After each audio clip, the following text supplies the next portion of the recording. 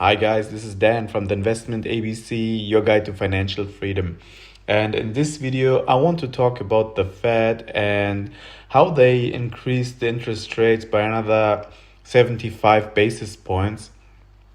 Like I said in my last video, that I'm expecting the Fed to increase the interest rates by 75 basis points. Not only that, but that their stance is going to be hawkish and that they wouldn't pivot or pause like the rumor was floating around, and many people were expecting that the Fed may pause their interest rate hikes.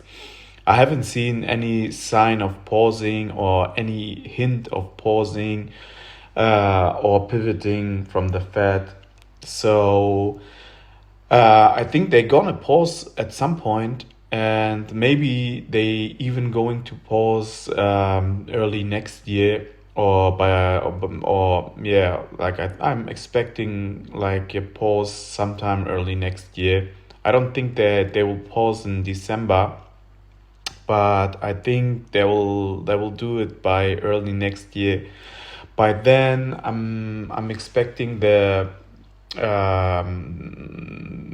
I'm expecting that something's going to break in the markets, and that unemployment slowly starting to creep up. Like explained, it's taking some time for the interest rate hikes to have an effect on the economy, just because the consumer has still more cash left from all the stimulus checks and all these like interventions that the governments were doing. So they still have some buffers around, and that's the reason why the consumer is still able to purchase stuff or go on holidays, vacations, and exactly that is the reason why earnings hasn't decreased yet. The market is expecting like that earnings will be affected, but still it's not like 100% priced into the market, in my opinion. We will see this earnings deterioration sometimes next year, and that will be the final leg of this bear market, in my opinion. Like I said, I'm not expecting the bear market to be over, but I'm still expecting a bounce very soon, like a stronger, really stronger bear market rally. I think this is going to happen when the Fed is actually pausing. I think the market will like take this pause like away by a couple of months. So we might go to test the lows again, but or maybe we are like going lower and form a lower low, but somewhere around that, I think the market will likely anticipate that pause, and we might form like a temporary bottom with a really strong bear market rally. I think this bear market rally is going to be very strong until these interest rate hikes really trickle down into the economy and start to break something or start to deteriorate the earnings of the company.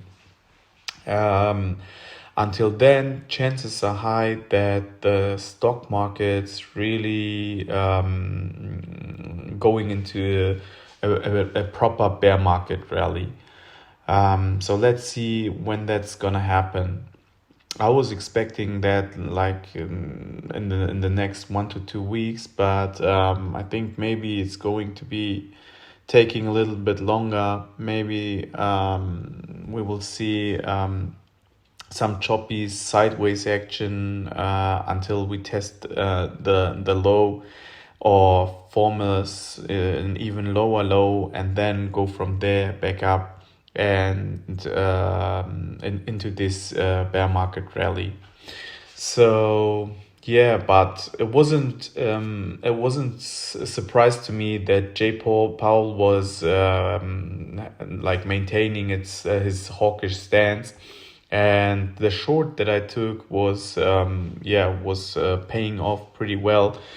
Um, I'm still like putting my stop loss down to break even and let the short run. I'm expecting more downside in the next couple of days, and then I will see where exactly I will take profits.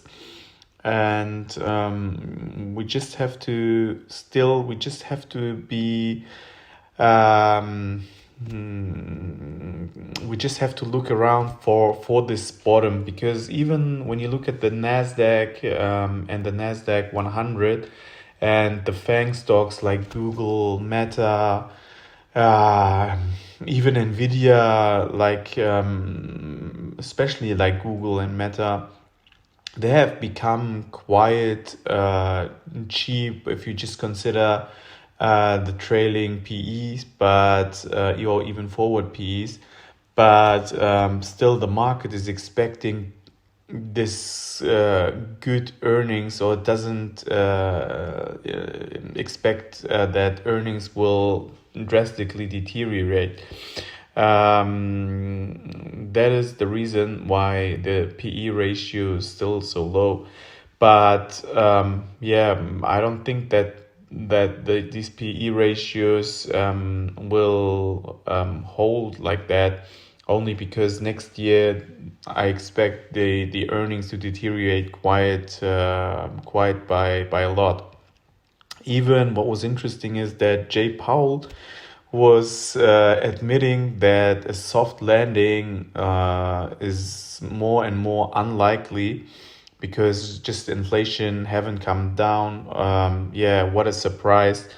I was like, I don't know how these guys what these guys are thinking, but obviously you can't bring down inflation when the supply side is, when you have supply shortages everywhere, and when China is locking down its economy, and war in Ukraine and Russia is ongoing, and the supply side is still quite low. So obviously, if you have a little bit of demand, you will get rising prices. And slowly, like J. Paul said, chances are high that the wages are continuing to go higher. Here in Europe, we have seen quite some wage rises in many industries, and I think if if the inflation keeps going, this mindset will really be entrenched in the mind of the people, and it will be hard to combat this inflation. But I think still the Fed will break at some point the economy, and that is their goal. And I think at some point they will get a hold of this supply problems, and at that time we will see that inflation will turn into deflation. I think that's gonna happen sometime next year, and will be a hard recession, a very harsh one. I think it's not going to be a soft landing at all, because interest rates are choking the economy.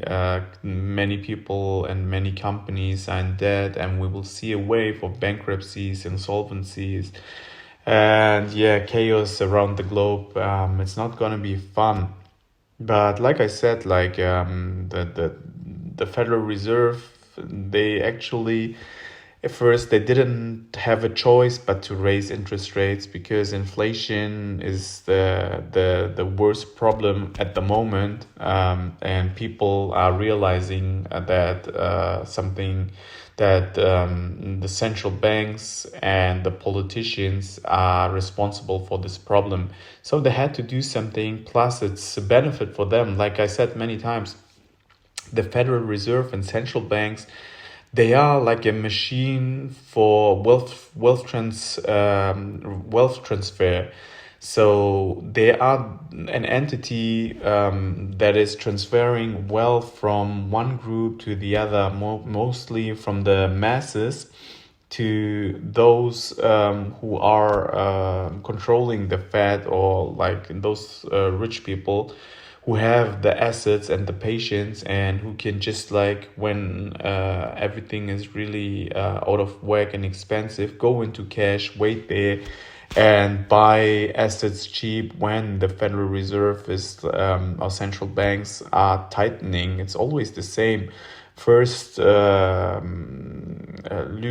monetary policy and give the masses credit.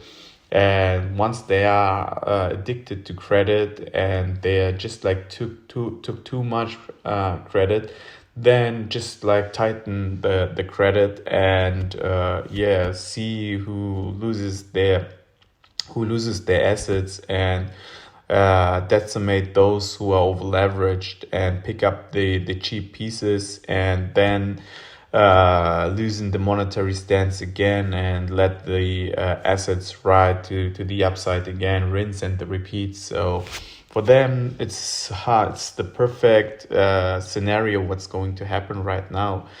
So they are just like pretending they have no choice, and what they're doing is exactly what they wanted to do, just like taking the drugs away, and seeing all these like over leverage people dropping down hard, and picking up the pieces for cheap and letting it run again. That's what they're doing. So you just have to know, and you have to play their games, and anticipate their moves. In my opinion, that's the way to navigate through this market. So I hope you like this video. Subscribe for more updates. Hit the like button to support the channel, and see you in the next one. Bye guys.